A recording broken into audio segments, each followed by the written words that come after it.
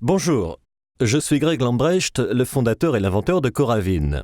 J'aimerais partager avec vous une technique infaillible pour déguster le vin à l'aveugle. Ce genre de dégustation permet de percevoir les différences entre les bouteilles de vin d'un goût différent. Voici comment j'organise ces dégustations, surtout avec des bouteilles dont une partie a été coravinée. Je prends une bouteille dont j'ai déjà extrait un ou plusieurs verres avec Coravin pour la comparer à au moins une bouteille de contrôle. Une bouteille de contrôle est une bouteille du même vin idéalement achetée en même temps, stockée de la même façon pour éliminer les variables et dont le vin a été servi en même temps pendant une dégustation.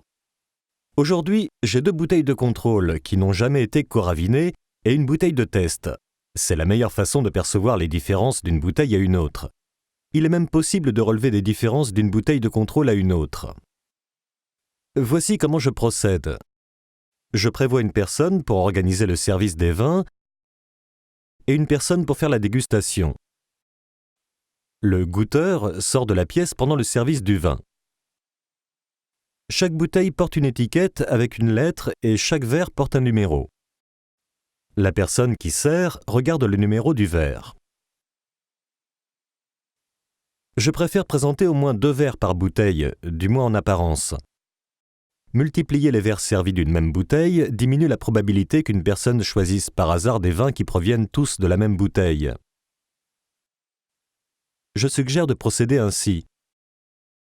Une fois le goûteur sorti de la pièce, servez 2 verres de chaque bouteille, 2, 2 et 2, et mélangez-les. Vous pouvez aussi servir un nombre de verres différent d'une bouteille à une autre. Par exemple, je peux servir 3 verres à partir de la bouteille de contrôle, 1 verre de l'autre bouteille de contrôle et 2 verres de la bouteille de test. Si vous n'avez que 2 bouteilles, vous pouvez toujours servir 5 ou 6 verres et mélanger le nombre total de verres pour ajouter à la complexité, à l'incertitude et à l'amusement de la séance de dégustation.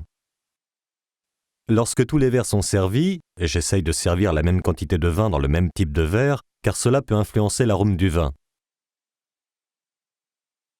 Invitez le goûteur à revenir dans la pièce et dites-lui qu'au moins un de ces verres provient d'une de ces bouteilles.